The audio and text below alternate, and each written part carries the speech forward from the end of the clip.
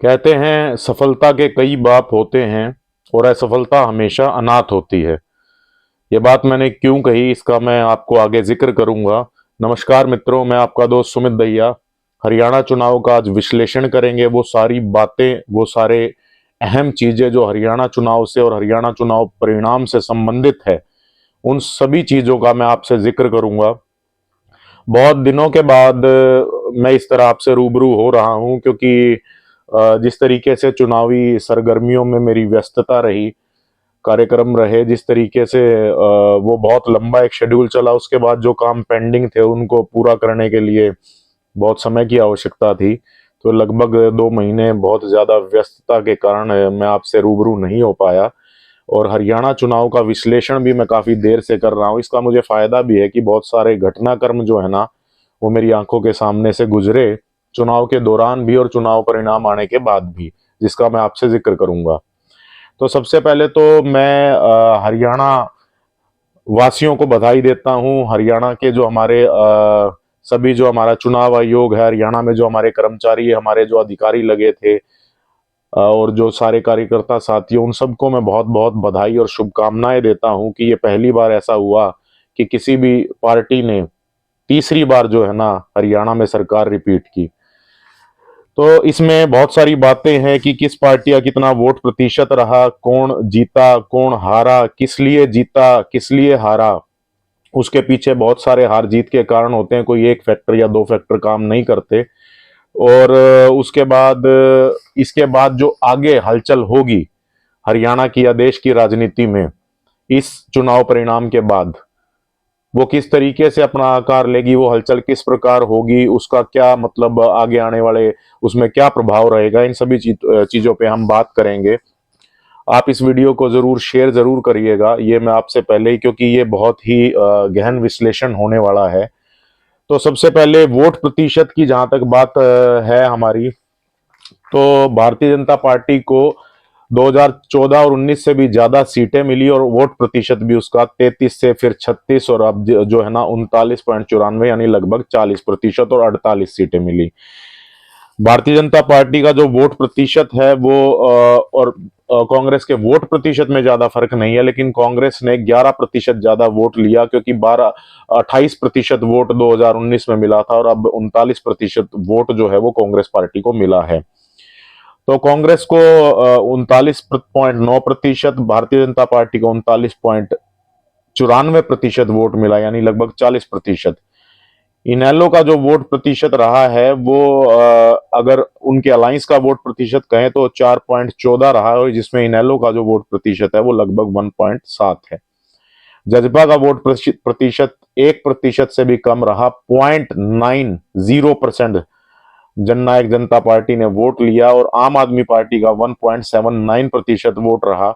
और मैंने जैसा कहा, बहुजन समाज पार्टी का और इनेलो का जो वोट प्रतिशत है वो ज्वाइंट 4.14 है, उनका अलग अलग वोट प्रतिशत 2.25 और 2.25 है।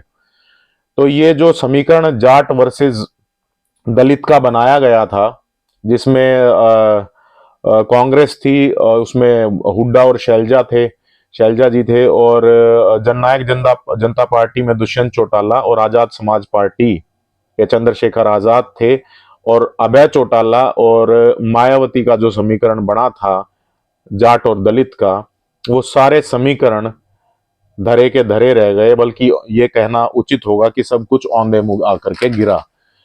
इस वोट प्रतिशत ने, इसमें जो सबसे कम मार्जिन है वो उचाना से केवल 32 सीटों से जीत हार हुई है, और सबसे अधिक मार्जिन जो है वो मामन खान का है। जो मामन खान का जो मार्जिन रहा वो लगभग 1 लाख, यानी 98,441 वोटों का ये मार्जिन, लगभग फिरोजपुर जिरका से 1 लाख के मार्जिन से। कांग्रेस में जो सबसे बड़ी जीत है वो मामन खान की है। दूसरे नंबर पर किलोई से, गढ़ी सांपला किलोई से 71,000 वोटों से भूपेंद्र सिंह हुड्डा जीते, और भारतीय जनता पार्टी में महिपाल ढांडा की जो जीत है वो लगभग 50,000 वोटों से है, और मुख्यमंत्री नायब सिंह सैनी जी लाडवा से 16,000 वोटों से जीते हैं। अब जो इसमें सबसे युवा है वो है आदित्य सुरजेवाला, जो और सबसे उम्र दराज है वो है रघुवीर काद्यान, बेरी से 7वीं बार के विधायक बने हैं, उन्होंने भी एक रिकॉर्ड कायम किया है। इसके अलावा जो इसमें 13 महिलाएं भी अब की बार जो चुन करके आई हैं, वो 2014 में भी महिलाएं 13 थी, वो चुन करके आई थी। इसमें सभी जो है ना जातियों के वोट सभी पार्टियों को मिले हैं। आप ये नहीं कह सकते कि फलाना वोट बैंक फलाने से बंधा रहा, आप ऐसा नहीं कह सकते। अब मैं आपको वो बात बताऊं जिसने ये चुनाव की पूरी परिस्थिति और रूपरेखा बदल दी। हरियाणा के चुनाव नतीजों में सबसे अहम ये 22,000 वोट रहे, जिन्होंने 9 सीटों पर 32 वोटों के मार्जिन से 4500 वोटों के मार्जिन तक का फासला तय किया। अगर ये 22,000 वोट कांग्रेस को चले जाते तो कांग्रेस बहुमत का आंकड़ा छू लेती। अगर ये 22,000 वोट बीजेपी को कम आते तो बीजेपी की जो सीटें हैं वो जो है ना 40 रह जाती। भारतीय जनता पार्टी की सीटें 40 रह जाती, क्योंकि 7 सीटें भारतीय जनता पार्टी जो है ना जीती। इन 9 सीटें भारतीय जनता पार्टी बढ़ा करके जीती, जिसमें से 7 भारतीय जनता पार्टी जीती है और 2 निर्दलीय यानी रानिया और डबवाली से जो है ना आईएनएलडी चुनाव जीती है, जिसमें मार्जिन 617। डबवाली से जो मार्जिन रहा वो केवल 617 था। जो मार्जिन आदित्य देवीलाल और रानिया से अर्जुन चौटाला का मार्जिन लगभग 4500 था। और 7 सीटें इसमें जो 22,000 के मार्जिन में ही दो आईएनएलडी के थे और 7 जो है ना वो थे भारतीय जनता पार्टी के। तो अगर 9 सीटें कांग्रेस जीत जाती और ये 22,000 वोट उसको पड़ जाते तो जो है ना कांग्रेस जो है ना इसमें बहुमत पा जाती। अब इसमें एक और इंटरेस्टिंग मैं बात बताऊं, पूरे हरियाणा के चुनावी इतिहास में ऐसा पहली बार हुआ कि निर्दलियों को लगभग 16.5 लाख वोट पड़े। ऐसा पहली बार हुआ है कि निर्दलियों को 16.5 लाख वोट पड़े। अगर ये निर्दलीय वोट कुछ घट जाता और ट्रांसफर कांग्रेस की तरफ हो जाता तब भी कांग्रेस जीत सकती थी। इसमें तीसरी बात यह हुई कि अगर आम आदमी पार्टी और कांग्रेस का अलायंस हो जाता और जो 39.9% वोट कांग्रेस को मिला, उसमें अगर लगभग 2% वोट आम आदमी पार्टी का मिल जाता तो भी परिस्थिति कुछ अलग हो सकती थी। लेकिन ये सब संभावनाएं थी, इन पर जो है ना कांग्रेस पार्टी खरा नहीं उतर पाई और भारतीय जनता पार्टी ने 2014 और 19 से भी ज्यादा सीटें और ज्यादा वोट प्रतिशत हासिल किया और 3 निर्दलियों ने भी भारतीय जनता पार्टी को समर्थन दिया। अब इसमें जीत और हार के मुख्य कारण क्या रहे? भारतीय जनता पार्टी ने किसान, पहलवान और जवान को साधा। 24 फसलों पर एमएसपी देने वाला हरियाणा एकमात्र राज्य बना। इसके अलावा विनेश फोगाट को सिल्वर मेडल की धनराशि दी गई और जो हमारे अहीरवाल बेल्ट है, जिसमें भारतीय जनता पार्टी ने सबसे ज्यादा सीटें अहीरवाल में जीती, जो है ना भारतीय जनता पार्टी को बहुत बड़ा वोट शेयर अहीरवाल से आया। वहां पे अग्निवीर योजना जिसपे नैरेटिव कांग्रेस गढ़ने का प्रयास कर रही थी, वो नैरेटिव उनका औंधे मुंह गिरा और अग्निवीर योजना के तहत जो अग्निवीर आएंगे उनको सरकारी नौकरियों में हरियाणा में आरक्षण मिलेगा। ये वादा मुख्यमंत्री जी नायब सिंह सैनी जी ने किया था और लोगों ने इस वादे को स्वीकार किया और अहीरवाल की बहुत अच्छा प्रदर्शन भारतीय जनता पार्टी का रहा। इसके अलावा एंटी इनकम्बेंसी को मनोहर लाल खट्टर के बाद जो है ना नायब सिंह सैनी को बदल के एंटी इनकम्बेंसी को खत्म करने में भारतीय जनता पार्टी कामयाब रही। अग्निवीर योजना जो मैंने आपको बताया, माइक्रो मैनेजमेंट बहुत अच्छा था। इसमें विप्लव देव जी हैं, सतीश पुनिया जी हैं, उनका बहुत अच्छा माइक्रो मैनेजमेंट रहा और जो वोटर शांत था यानी कि जो साइलेंट वोटर था उसकी बहुत अहम भूमिका भारतीय जनता पार्टी को जिताने में रही। इसके अलावा जो है ना क्षेत्रीय दलों को समाप्त करने का एक तरीके से जनता ने मन बना लिया और क्षेत्रीय दलों का समाप्त होना भारतीय जनता पार्टी के फेवर में गया। जाट वर्सेस नॉन जाट का नैरेटिव जो है ना एक तरीके से ये चुनाव उसमें सेट हो पाया और भारतीय जनता पार्टी ने ज्यादातर, मैं ये नहीं कहूंगा कि जाट वोट नहीं मिले, जाट वोट भी मिले, उसका मैं अभी आपको बताऊंगा कि जातिवार वोट कितना किसको गया, लेकिन ये नैरेटिव सेट हुआ और ओबीसी केंद्रित ये चुनाव रहा। इसके अलावा कांग्रेस के जो घोषणा पत्र कांग्रेस आगे लागू करने की बात कर रही थी, वो सिलेंडर हो या वो चाहे अन्य सुविधाएं, वो भारतीय जनता पार्टी ने अभी से इसी काल से देना शुरू कर दिया था। नायब सिंह सैनी जी की 56 दिन की सरकार में 126 निर्णय हुए और इन का प्रभाव जो है जनता पे बहुत अच्छा पड़ा और यह भी कहा गया कि 56 दिन वर्सेस 56 साल, अगर कांग्रेस के तोले जाएं तो 56 दिन उस पर भारी है, या 56 दिन वर्सेस कांग्रेस के 10 साल जो यहाँ पे हुड्डा गवर्नमेंट के तोले जाएं तो वो 56 दिन नायब सिंह सैनी जी के भारी हैं। तो जनता ने उनको मैंडेट दिया कि अगले 5 साल के लिए भी आप सरकार चलाइए। इसके अलावा जो है ना, भारतीय जनता पार्टी ने गोहाना, भगाना और जो है मिर्चपुर कांड की जो गूंज है वो भारतीय जनता पार्टी ने की, और वो जो गूंज है वो लोगों के कानों में गई, और वो दौर और वो समय लोगों ने रियलाइज किया जिस समय बहुत ज्यादा तनाव बढ़ गया था हरियाणा में, और उस बात का भी भारतीय जनता पार्टी के फेवर में जाना तय हुआ। इसके बाद अगर आप देखें तो भारतीय जनता पार्टी को बड़ा फायदा, जब प्रधानमंत्री मोदी जी की जिन 4 जगह रैलियां हुई वो बहुत बड़ी रैलियां थी, उसमें 20 सीटें कवर हुई, उसमें से 11 भारतीय जनता पार्टी जीती। लेकिन जहां 33 सीटों पर राहुल गांधी ने चुनाव प्रचार किया उसमें से भी 11 ही सीटें कांग्रेस जीती, बाकी सीटें कांग्रेस नहीं जीत पाई।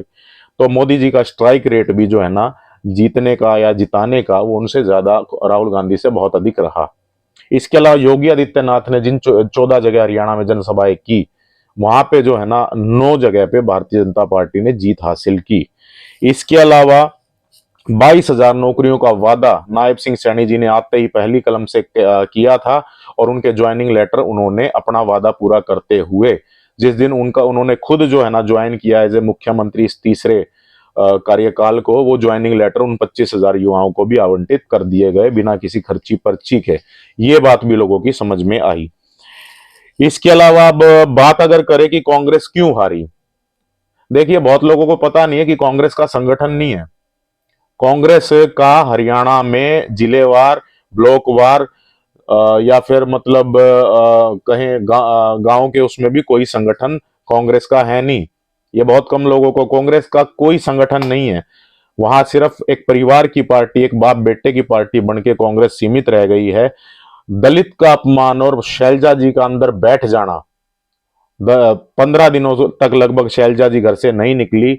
इस बात को जो एससी समाज और जो दलित समाज का वोट है वो भारतीय जनता पार्टी में शिफ्ट हुआ, और वो मैं आपको बताऊंगा अभी कितना शिफ्ट हुआ। इसके बाद निर्दलियों ने बहुत बड़ा, जैसे मैंने आपको बताया, 17.25 लाख के करीब वोट मिले, बड़ा नुकसान निर्दलियों ने किया, कांग्रेस का ये डैमेज हुआ। बयानबाजी और परिवारवाद की मैंने आपको बात की। शमशेर गोगी असंध से उम्मीदवार ने ये कहा, पहले मैं अपना घर भरूंगा, फिर अपने रिश्तेदारों का घर भरूंगा, उसके बाद मैं जो है ना कुछ बचेगा तो जनता में दूंगा, ये बात उन्होंने कही। इसके अलावा एक और उम्मीदवार, कांग्रेस के जो नीरज उम्मीदवार थे, उन्होंने ये कहा कि कोई भी 50 वोट ले आए और एक नौकरी ले जाए, 2 लाख नौकरियां अगर कांग्रेस की सरकार में मिलेंगी तो मेरा जो उसमें शेयर है वो 2,000 नौकरियों का है, और 50 वोटों पे हम एक नौकरी दे देंगे। इस तरीके से नौकरियों की बंदरबाट कांग्रेस करना चाहती थी। इसके बाद कुमारी शैलजा का जो अपमान है, जो मैं आपको बता नहीं सकता क्या शब्द यूज किए गए, वो मैं प्रयोग नहीं कर सकता, क्या कहा गया उनके बारे में, उसको दलित समाज ने अपना अपमान भी माना। इसके अलावा जो है ना बयानबाजी, परिवारवाद, वोट का ट्रांसफर होना, दलित समाज का अपमान, कुमारी शैलजा का घर बैठ जाना, संगठन ना होना, और जाट वोट बैंक या देशवाली वोट बैंक या जाट बेल्ट का बड़ी मात्रा में ट्रांसफर जो है ना वो भारतीय जनता पार्टी में शिफ्ट हो जाना उनका बहुत बड़ा कारण रहा। ये मैं आपको मोटे तौर पे बता देता हूं कि किस तरीके से जो है ना ये वोट बैंक जो है ना वो शिफ्ट हुआ। ये मैं आपको मोटे तौर पे बता देता हूं। जो हमारी मेवात और ब्रिज की बेल्ट है, यानी जिसको मेवात में तो तीनों सीटें जो है ना वो कांग्रेस ही जीती है, लेकिन 2019 में इसमें 7 सीटें भाजपा जीती थी, 4 कांग्रेस। अब जो है ना 6-6 पर भाजपा और कांग्रेस रही।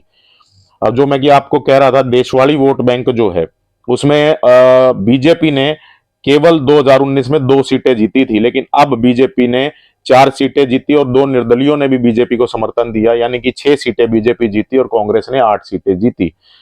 और जो अहीरवाल है उसमें भारतीय जनता पार्टी को अब 10 सीटें मिली।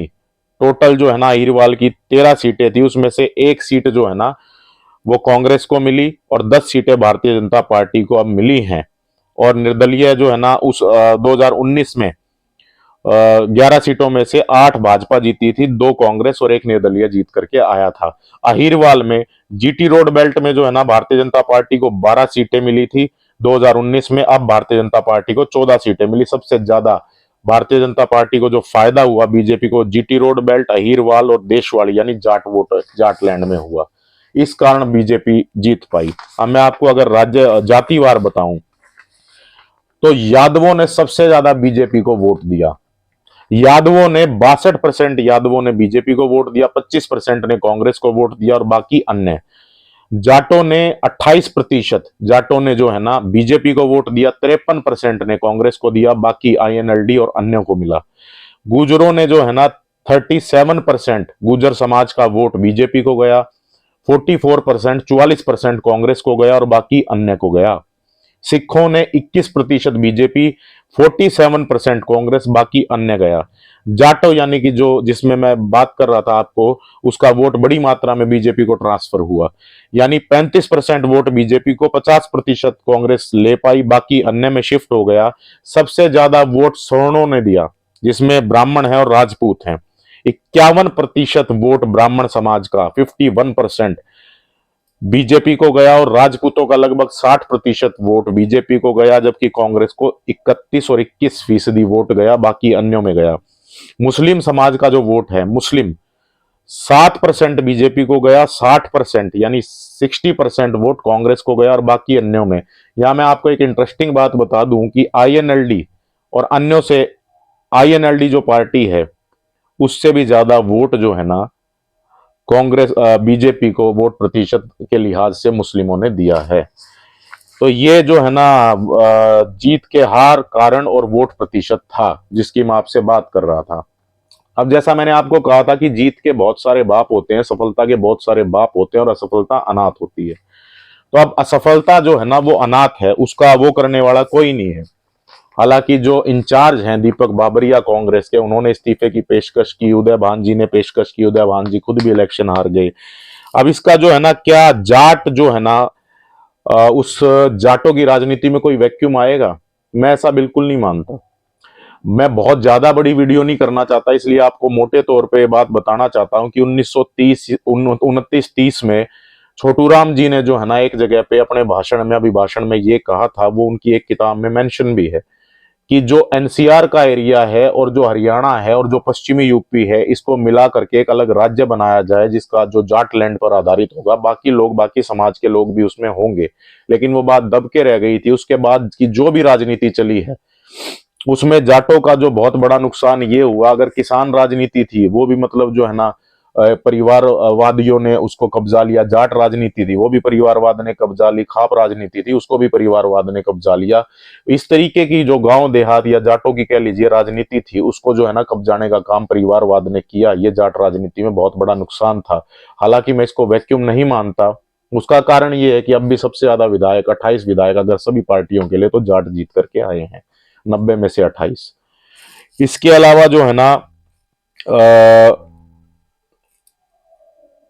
किसी भी जाति का जो है ना उसका दबंग होना या उसका प्रभावशाली होना या उसका आर्थिक तौर पे संपन्न होना भी एक बहुत बड़ा कारण होता है उसकी राजनीतिक, आर्थिक या सामाजिक संपन्नता का। इस लिहाज से भी जाट समाज की राजनीति को मैं वैक्यूम नहीं मानता। इसमें और बहुत सारे फैक्टर ये है कि क्या जो बॉर्डर एरिया था या जो किसान जो है ना शंभू बॉर्डर पे बैठे थे, या किसानों का क्या प्रभाव था इस चुनाव में, या फिर जो है ना खाप पंचायत का क्या प्रभाव था, ये सब के सब धराशायी हुए हैं। औंधे मुंह आकर के चीजें गिरी। जो गुरनाम सिंह चडूणी है उनको केवल 1170 वोट मिले, यानी कि एक सरपंच जो चुनाव लड़ता है गांव का, उससे भी कम वोट उनको मिले हैं उस जो विधानसभा चुनाव में। उनको ये बड़ा मतलब जो है ना, जो अपने आप को पूरे हरियाणा का चेहरा मानते थे किसान राजनीति का, अभय सिंह चौटाला हारे, सुनैना चौटाला हारी, दुष्यंत चौटाला हारे, दिग्विजय चौटाला हारे। रानिया से जो है ना उनके सुपुत्र जरूर जीते हैं, लेकिन वहां भी जो है ना एक बड़े चौटाला वहां भी हारे हैं। तो ये जितना भी देहाती या जो किसान के नाम पे चेहरे, चाहे गुरनाम सिंह चडूणी हुए, सब के सब जो है ना इसको जनता ने नकार दिया है। इसके अलावा जैसे मैंने कहा खाप पंचायतों का भी फरमान या फतवा या इसमें काम नहीं आया। खाप पंचायतों का भी कही हुई बातों को जनता ने नकार दिया। तो इसके बाद जो अगली बात इसमें आती है, एग्जिट पोल पर हमेशा के लिए लोगों में दिमाग में संदेह की परिस्थिति बन गई है। कोई ऐसा एग्जिट पोल नहीं था, एक या दो को छोड़ दे, जो कांग्रेस को नहीं जिता रहा था।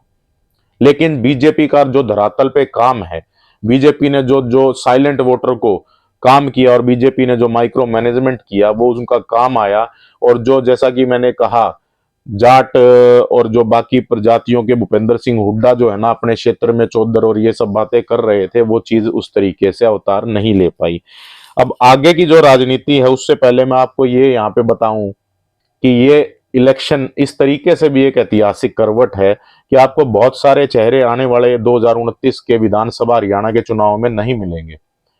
आपको चाहे वो किसी भी पार्टी के हों, आपको राजकुमार गौतम जी, ज्ञानचंद गुप्ता जी, शायद अनिल विज जी, ओम प्रकाश चौटाला जी, रघुवीर काद्यान, भूपेंद्र सिंह हुड्डा या बहुत सारे ऐसे बरगद हैं, वो आपको आने वाले समय में राजनीति में दिखाई नहीं देंगे।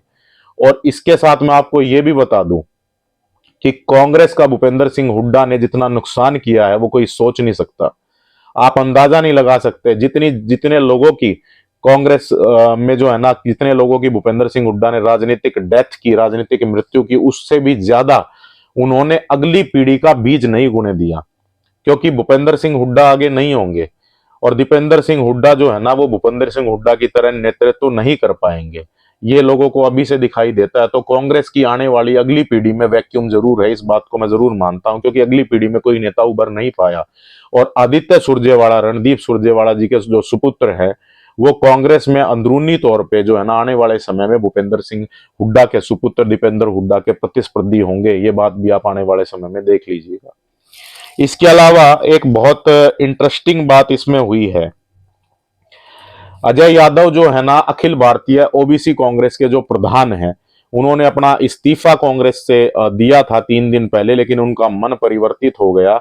उनका यह कहना था कि मुझे झुंझुना पकड़ा दिया गया, मुझे उनके सुपुत्र भी खुद रेवाड़ी से इलेक्शन हार गए।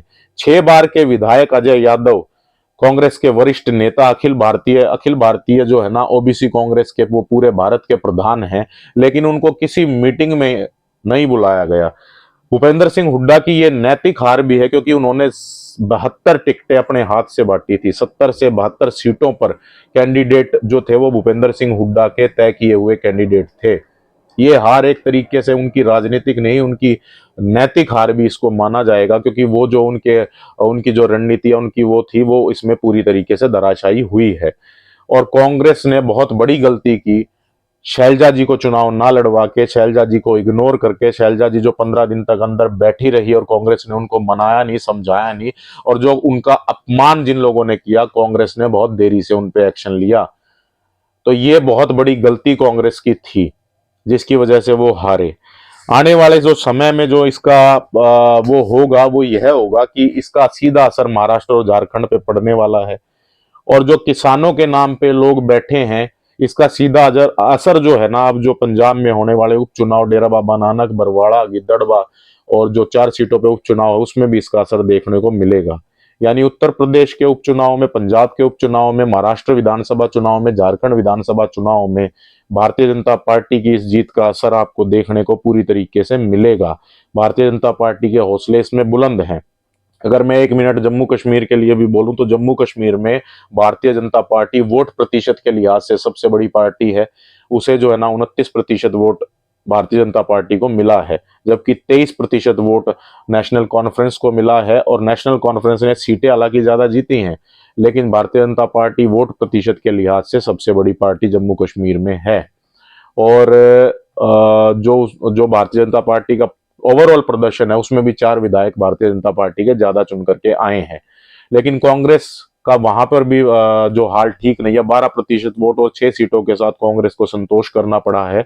और बाहर से कांग्रेस जो है नेशनल कॉन्फ्रेंस को और सरकार को जम्मू कश्मीर में समर्थन दे रही है, वो उसमें सीधे तौर पर शामिल नहीं है।